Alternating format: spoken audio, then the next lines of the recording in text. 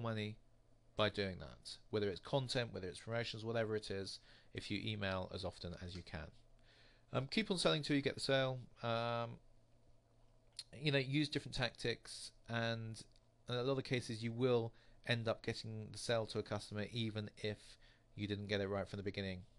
Um, this is a big rule of mine, and it's something I discuss with other marketers as well. And it's, do not take advantage of people who are in a desperate situation.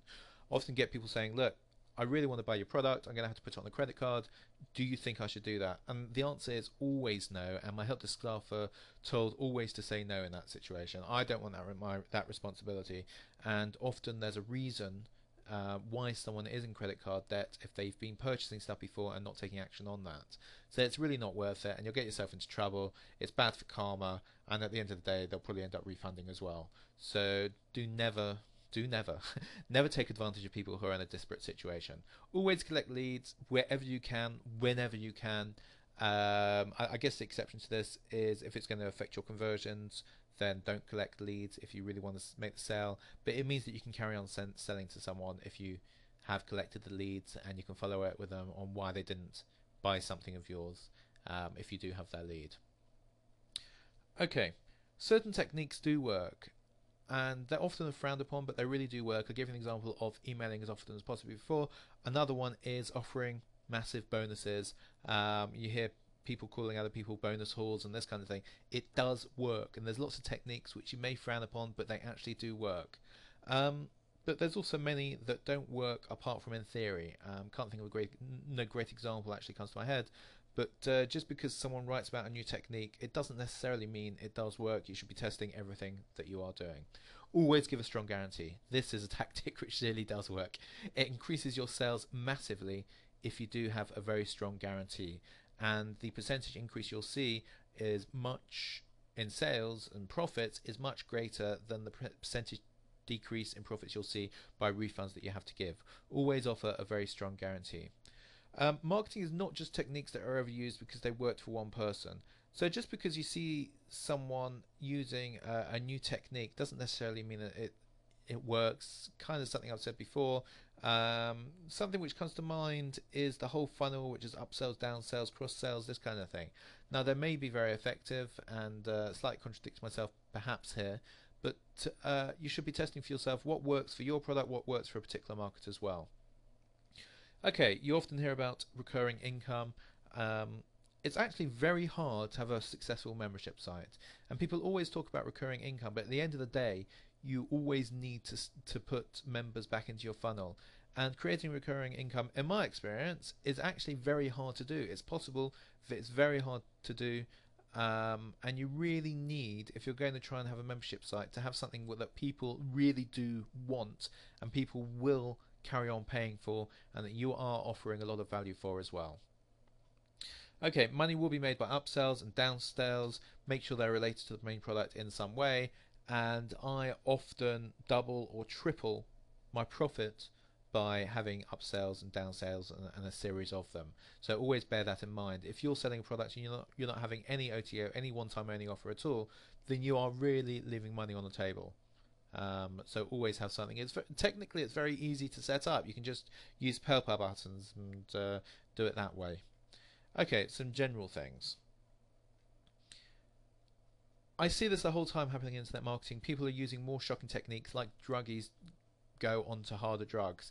What I mean by that is that coming out with new techniques which are just shocking, trying to shock people into a sale, and people are kind of bouncing off the other person, just using more and more shocking techniques, which I think if it was face-to-face sale in a shop, you would just never use. Damn right lies, damn right what I would say fraud as well, and just be aware of that and don't necessarily fall into that trap.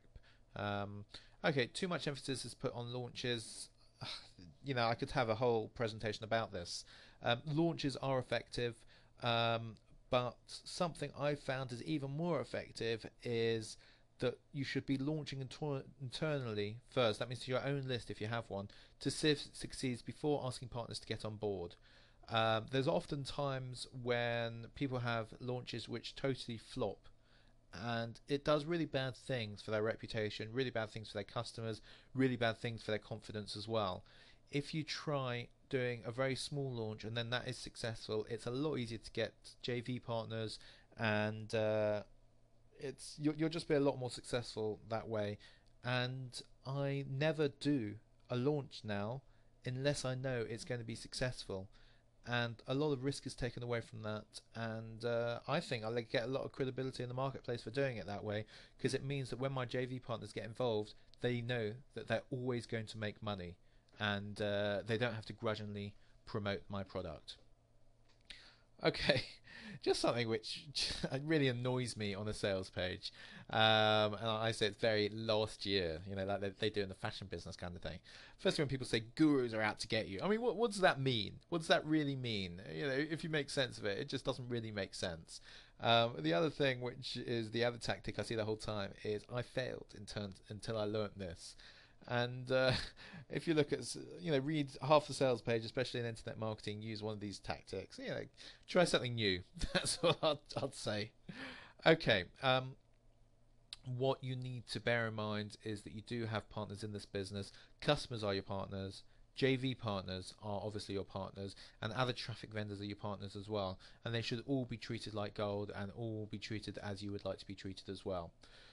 Employees, whether you have employees or freelancers, people you're outsourcing to, they will often give you your best ideas, and you really should listen to them. These three just came quickly to mind, is to use Dropbox, and Google that if you're not using it already. It's a great thing, and an idea which came from one of my employees, Josh.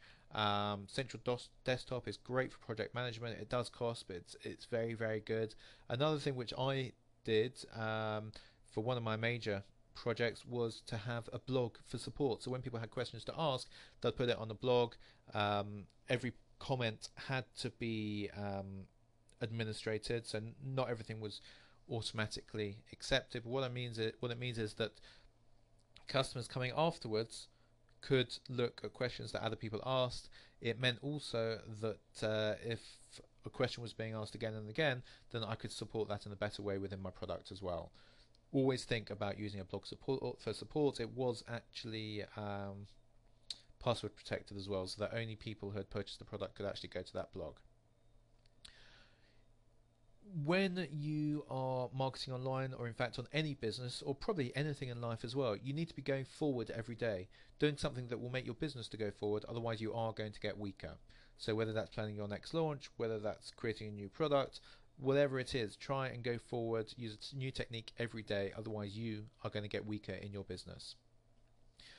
This is a big one. Well, people always like to follow other people who are successful, not that are failures.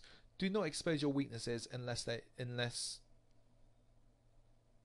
you, I'm not quite sure what I'm saying here, but unless you can use that failure to show your successes.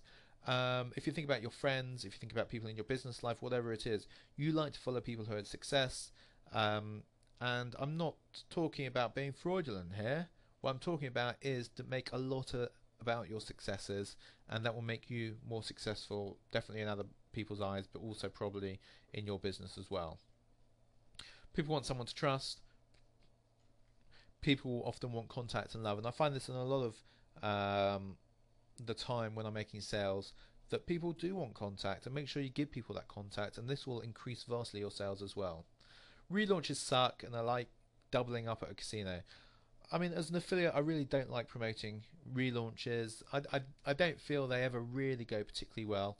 I'm sure there are exceptions to this, but if you failed the first time in your launch, it's likely that when you relaunch, it won't do well either. I'm sure I'm going to upset people by saying this, but I really do not enjoy, and it's very rare that I see a relaunch that does better than the original launch. So come up with something new. Just keep coming up with new